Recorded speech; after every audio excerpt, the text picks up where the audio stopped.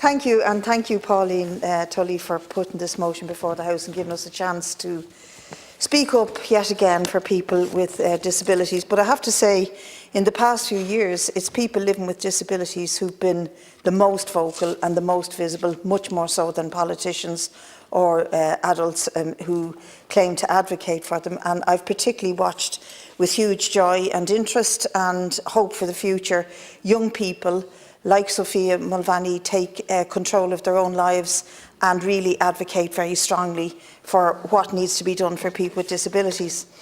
So I want to start with quoting from FUS, the Families United for Services and Support. And they did a press release last May before a huge protest that they held. And they said, every day we watch our children regress. We watch them miss out on school places. They sit in pain in equipment that is too small or unsuitable. They disappear from communities while families wait for a lifeline that they're constantly told is coming. Now, some people might think that's too stark, but it isn't, and it's certainly not stark for those who live with this reality.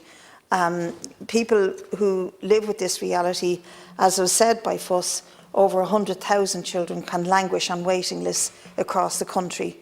Inclusion Ireland's report called Progressing Disability Services for Children and Young People found 85% waited for a year or more to access disability services.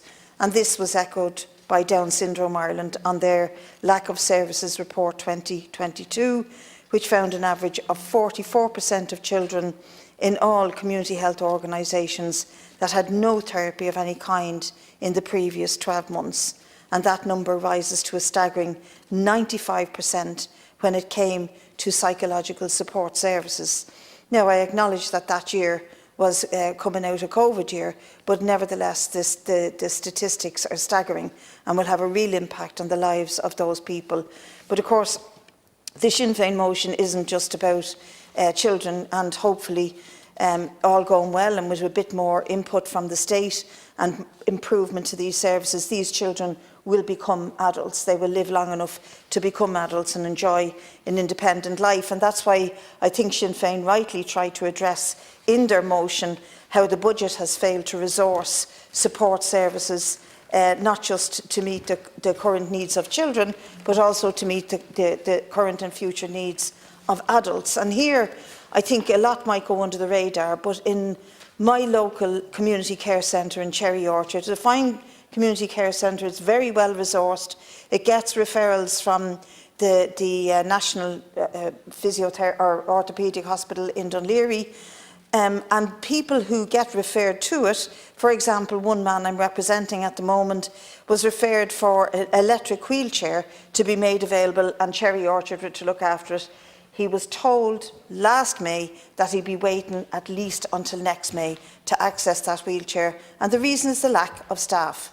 There is a huge lack of staffing across these services, so it impacts not just on children but also on adults trying to navigate life as they do their best to live with sometimes terrible injuries and disabilities. And I'd just like to note, Minister, that in your speech you talked about the day services that are a vital support for adults to help them participate in lives in their community. Now, I've been in touch with you about this, and the situation hasn't changed.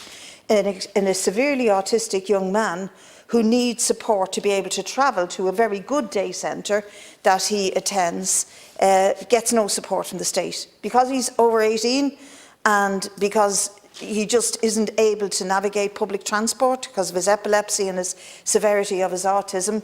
His mum, who's a fully trained nurse and a special needs assistant, has to not work in order to drive him up and down to his services. Her life is isolated. She wants to participate fully in society. We need her.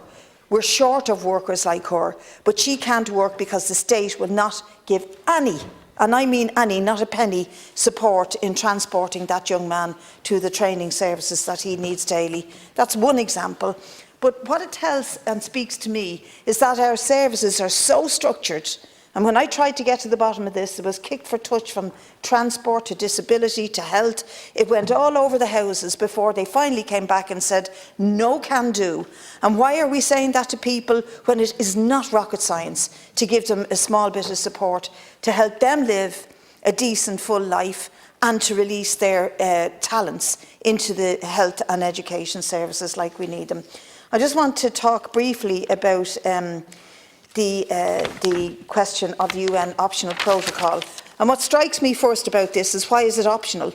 Why did the UN make this protocol optional in the first place? But it is optional. And when they speak to it, as Marcus Sheffer did at the Rights of Persons with Disabilities on the Oireachtas Committee in May 2021, they're quite hard on countries who haven't signed up to the optional protocol. And he said this: the optional protocol and the convention together are one whole, and that's why the committee continuously urges members, that's the committee, the UN committee, to ratify the optional protocol. That is important from an international level, that we give people their rights which have been violated under the convention and recourse to not receiving their rights outside of their country. Not ratifying the protocol, according to the UN, has legal and political impacts for those countries that take that decision. You leave out the judiciary, and as with all areas of law, if you leave out the judiciary, something is lacking and implementation will suffer.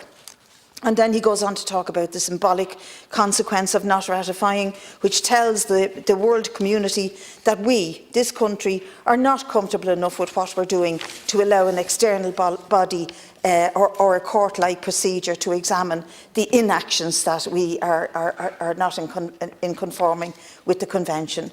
So there is a problem here, and I know Minister O'Gorman is going to address the UN optional protocol later on. But you see what I mean? The UN should never have made it optional, but now that it is optional, there's a very bad optic for Ireland in front of the world community, never mind in front of the people, citizens of its own country, that it's failing on a daily basis. Lastly, just to speak about the people before profit motion or amendment, we have put this because the first paragraph of the Sinn Féin motion, as I say, just to repeat, we hugely welcome it, says that Budget 2023 has failed to resource and fund disability support services and infrastructure that the government itself has identified as essential to meet current and future unmet needs for children and adults.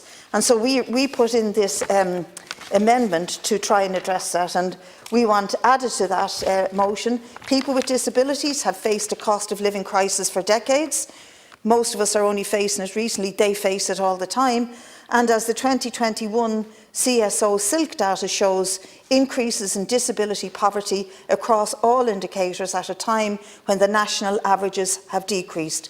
People with disabilities face poverty rates 3 to 5 times higher than the national average and are at risk of poverty for those not at work due to a long-standing health condition. And then calls on the Minister, Stephen Donnelly, to increase the disability allowance, blind persons and invalidity pension to €350 per week, increase the domiciliary care allowance to €350 per month, and increase the carer support grant from €1,850 per annum to €2,500.